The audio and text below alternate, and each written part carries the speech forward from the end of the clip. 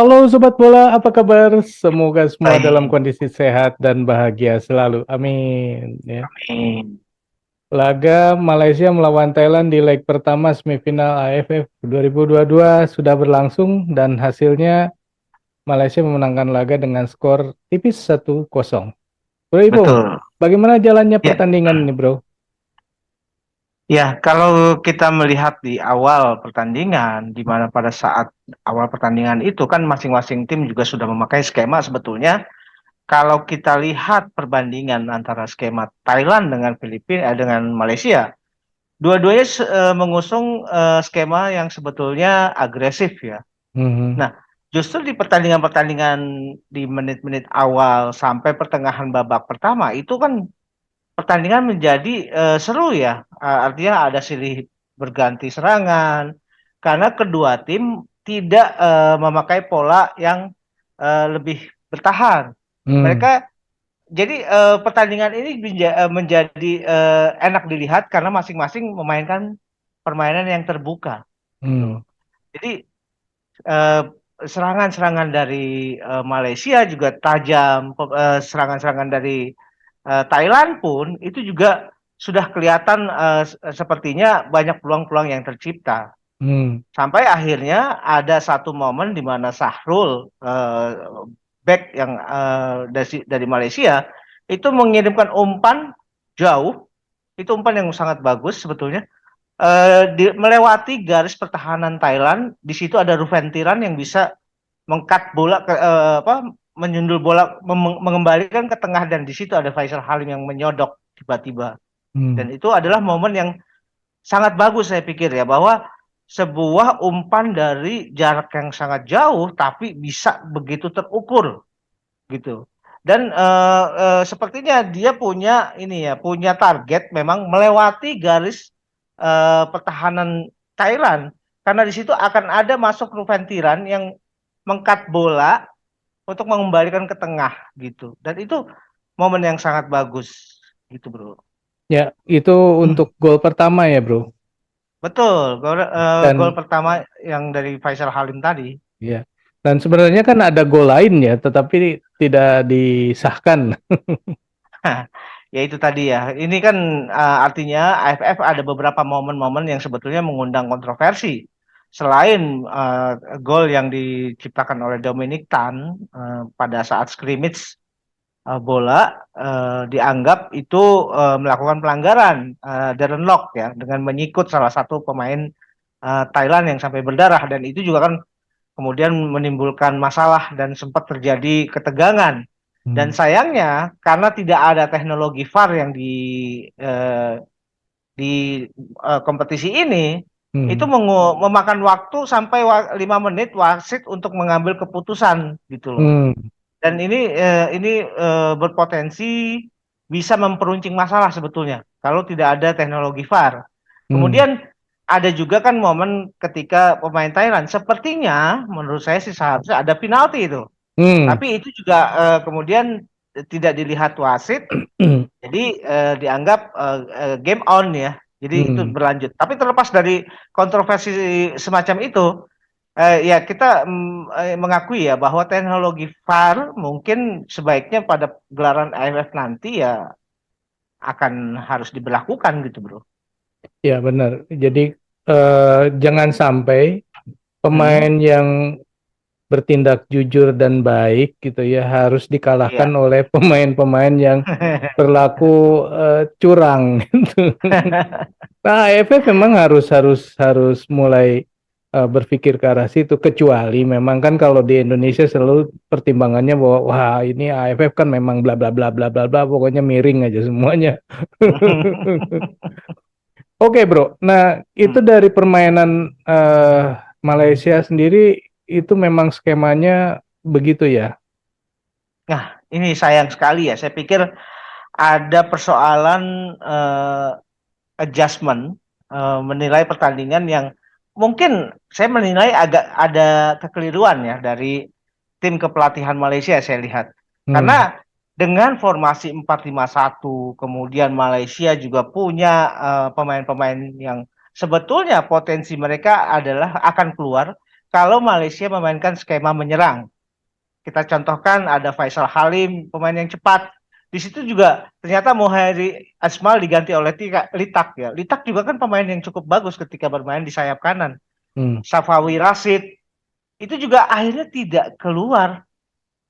Dan juga pasti ada Darren Lock ya di striker. Hmm. Ini juga akhirnya potensi itu tidak keluar ketika Malaysia kemudian di babak kedua merubah skema permainan menjadi lebih bertahan. Hmm. Memang cara bertahannya Malaysia justru saya pikir mengundang resiko sebetulnya. Hmm. Karena mereka bertahan tepat di depan garis penalti. Sebetulnya Hmm. memang ada sih tujuan yang ingin dicapai oleh Kim Pan-gon. Kim Pan-gon melihat bahwa pemain-pemain Thailand adalah pemain-pemain yang cepat dan pintar untuk memanfaatkan ruang-ruang kosong. Hmm. Mereka bisa bermain di tengah, kemudian tiba-tiba menusuk dengan umpan-umpan yang diarahkan ke ruang-ruang kosong yang akan diambil oleh pemain Thailand. Nah, dengan cara dia bertahan di depan garis penalti, itu artinya mereka mempersempit ruang kosong gitu loh. Jadi Hmm. pemain Thailand tidak bisa masuk ke dalam. Itu Hmm. di satu sisi itu betul, saya lihat. Cuma masalahnya ternyata Mano Polking kemudian merubah ya, tahu bahwa cara seperti ini ternyata sulit dilakukan. Hmm. Mereka mencoba untuk melakukan syuting-syuting dari luar kotak penalti. Hmm. Cuma sayangnya pemain Thailand tidak punya akurasi pada saat permainan syuting-syuting dari second line. Hmm. Akhirnya dicoba dengan cara umpan-umpan diagonal dari rusuk kanan dan rusuk kiri. Hmm. Itu yang justru hampir membuat Malaysia salah gitu loh dalam menerapkan taktik ya. Kalau seandainya terjadi hasil seri, saya pikir itu adalah kesalahannya. Untung Hmm. saja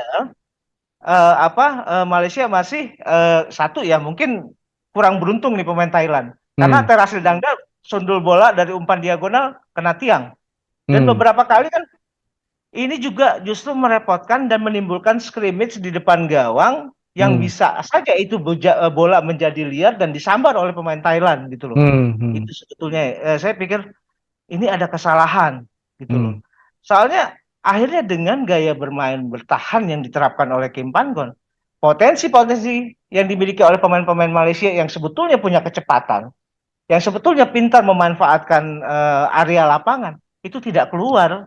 Safawi Hmm. Rashid nggak bergerak apa-apa Hmm. karena Safawi Rashid juga akhirnya karena ada skema yang seperti itu, dia juga mulai menarik mundur gitu loh ke Hmm. belakang. Nah, Mm-mm. memang saya lihat juga begitu ya. Mm. Jadi Mm. ada kesempatan untuk counter attack, tetapi ya tidak ada kawan, terus akhirnya jadi itu kan sayang Betul, sekali gitu. betul. Ternyata gini, mungkin karena area bertahannya Malaysia terlalu dalam, jadi pada Hmm. saat mereka akan bermain transisi, mereka sudah lebih cepat ditutup oleh pemain-pemain Thailand. Hmm. Hmm. Terkecuali pertahanan itu dilakukan dimulai dari garis tengah, gitu loh. Ini Hmm. lain masalah, seperti yang Hmm. dilakukan Indonesia pada saat melawan Vietnam. Kan Hmm. Vietnam sama sekali nggak bisa masuk tuh. Hmm. Nah, ini beda. Jadi seperti memberikan keleluasaan pemain Thailand untuk memberikan umpan-umpan diagonal ke depan gawang gitu loh. Hmm. Dan pada saat mereka menerima bola yang seharusnya bertransisi positif, itu jadi terlambat dan areanya terlalu jauh gitu loh. Hmm. Hmm. Hmm. Gitu. Ya, tapi mungkin itu juga pasti ada alasannya kenapa apa tadi ya Hmm. Hmm. bermain seperti itu ya. Mungkin ya ini adalah laga pertama yang mungkin akan diubah lagi nanti di laga kedua ya. Iya, tapi saya juga ada mungkin ada penjelasan yang logis juga ya kenapa Kim Hmm. Pan-gon memakai area itu, Hmm. memakai sistem seperti itu. Ya mungkin tadi ya dia mencegah pemain Thailand masuk ke dalam. Hmm. Dan sebetulnya dia punya game plan bahwa kalaupun pemain-pemain Thailand akhirnya akan menggunakan umpan-umpan diagonal Hmm. ke atas lambung, Hmm. mereka akan bisa bisa menetralisir karena di situ juga ada pemain-pemain Malaysia yang bisa berduel di udara gitu Hmm. loh. Ya. Nah, memang itu sih bisa dilakukan, tapi beberapa kali kecolongan gitu loh. Dan kedua, kalau memang Kim Pan-gon ingin menerapkan permainan transisi, saya juga ada logika yang bisa masuk akal menurut saya. Karena di situ dia masih punya Darren Lock yang punya kecepatan. Kemudian ada Faisal Halim yang juga punya kecepatan. Dia bisa ini ya, bisa katakanlah menggantungkan kedua pemain ini kalau terjadi permainan transisi. Cuma sayangnya kedua pemain ini juga sepertinya belum kurang fasih untuk menerapkan permainan transisi gitu loh. Bisa jadi karena juga dukungan dari lapangan tengah yang minim. Akhirnya dia seperti pemain-pemain yang berjuang sendirian gitu. Ya. Ya, tapi ya artinya kalau lihat hasilnya 1-0 ini kan sudah bagus sekali ya. Tinggal Iya, nanti betul. lihat di laga keduanya ketika Malaysia berkunjung ke rumah Thailand. Iya, Oke. betul. Dari sisi Thailand sendiri bagaimana, Bro? Ya itu. Karena Thailand memang pertama ya dia juga boleh dibilang sangat kehilangan pemain kreatif yang di tengah. Mhm, Kalau di situ ada Canatip kan sangat pintar untuk memberikan umpan-umpan yang tidak terduga sebetulnya, mhm, untuk yang memanfaatkan ruang-ruang kosong mhm, yang tidak terjaga oleh back. Di situ mhm, memang diperankan oleh Teraton. Cuma Teraton juga kan belum fasih betul untuk bisa mendistribusikan bola, mhm, untuk katakanlah memanfaatkan ruang-ruang kosong itu. mhm, Walaupun sempat juga ada kejadian bahwa itu bisa mhm, kecolongan gitu loh. mhm, Tapi mhm, itu karena intensitasnya juga kecil dan itu juga artinya bisa kemudian direvisi oleh pemain-pemain belakang Malaysia. Jadi hal yang seperti itu tidak muncul lagi mhm, gitu. Nah, saya juga lihat peranan dari Terasil Dangda. Terasil Dangda ini terlihat tidak efektif bermain. mhm, Dia terlalu terpaku di dalam satu posisi. mhm, Posisi dia hanya bermain di tengah mhm, sebagai benar-benar sebagai seorang striker murni. mhm, Dan dia juga pergerakan dia seharusnya kalaupun dia berusaha untuk menciptakan peluang, bukan cuma memanfaatkan peluang, dia kan juga bisa sebagai tembok pemantul gitu loh. Dan itu mhm, tidak dilakukan oleh Terasil karena Terasil Dangda ternyata penguasaan bolanya buruk malam ini mhm. gitu loh. Apakah karena memang dikurung terus, Bu? Sebetulnya gini, ini juga ada satu hal yang bagus juga, ada seorang back Malaysia yang bermain juga sangat bagus, saya pikir Sahrul namanya, dan Hmm, dia juga yang bisa banyak menutup pergerakan Terasil. hmm, Walaupun Terasil di situ berusaha dibantu oleh Ekanit yang bermain di kanan dan hmm, bukan Sasalak siapa Pongda ya. Nah hmm, itu dia juga berusaha masuk dari area-area sayap. hmm, Cuma masalahnya itu tadi, ketika dia mengirimkan umpan diagonal, itu lebih sering patah karena bisa dinetralisir oleh back-back Malaysia hmm. gitu. Ya, ya. Oke, tapi ini hasilnya sesuai lah ya 1-0 atau harusnya lebih. Begini, seharusnya sih pertandingan ini kalau saja Malaysia lebih berani ya untuk Hmm, menerapkan sistem tidak lagi bertahan secara ini ya secara masif, hmm, mungkin hasilnya berbeda. hmm, Karena saya melihat eh, sistem atau gaya yang dimainkan Malaysia malam ini itu justru membuat potensi pemain Malaysia tidak keluar. hmm, Saya sih melihatnya seperti itu. hmm, Sayang sekali gitu loh bahwa Malaysia yang punya pemain-pemain cepat, punya hmm, pemain-pemain yang secara skill ball juga bagus, kontrol bola juga bagus, kemudian ada chemistry permainan antara pemain tengah dengan di depan yang sudah mulai terlihat, hmm, itu jadi nggak kelihatan pada malam ini. Sayang hmm, sekali sebetulnya. hmm, hmm. Sayang, sayang. Oke, Hmm. oke. Apalagi bro yang menarik dari laga ini selain kasus VAR-nya ini?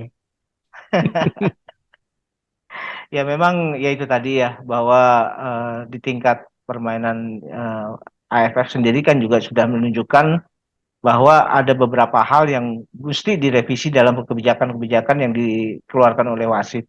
Itu penting bahwa untuk menjamin objektivitas pertandingan Mhm, sebetulnya. mhm, Dan saya juga melihat ada perilaku-perilaku yang kurang bagus juga ya dari supporter Malaysia dan ya mohon ini jangan dijadiin ini ya jadiin highlight juga. Walaupun sebetulnya tindakan-tindakan yang kurang sportif itu seperti memainkan laser ya ke muka point laser ke muka pemain Thailand. Hmm. Kemudian ketika Teraton akan mengambil tendangan penjuru, kemudian ada lemparan dari botol-botol plastik. Hmm. Dan untung saja ya bahwa Safawi Rashid langsung bisa ini ya menenteramkan fans-fans Hmm. sepak bola Malaysia. Hmm. Dan memang yang dibutuhkan oleh ini ya oleh pemain juga selain dia bermain di lapangan, mereka juga harus punya sensitivitas terhadap emosi pemain, emosi penonton. Hmm. Jadi mereka juga ikut bantu untuk meredakan emosi penonton yang sudah mulai memuncak Hmm. karena gol Malaysia yang dianulir tadi gitu, bro. Ya, ya. Satu lagi, Bro. Apakah nanti Malaysia juga akan memenangkan laga di leg keduanya, Bro? Ya tentu akhirnya jadi ini ya. Ini kan walaupun ya Malaysia saat ini menang satu dan kita anggaplah bahwa Malaysia satu langkah di depan Thailand. Hmm. Tapi saya yakin bahwa di pertandingan kedua nanti pasti intensitasnya akan lebih meninggi.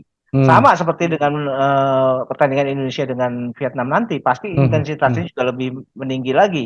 Hmm. Nah, dengan konstelasi yang seperti ini, jadi artinya perimbangan kekuatan itu Hmm. saya anggap masih ini ya, masih sama gitu loh. Hmm. Semua masih punya peluang untuk bisa keluar sebagai finalis nanti.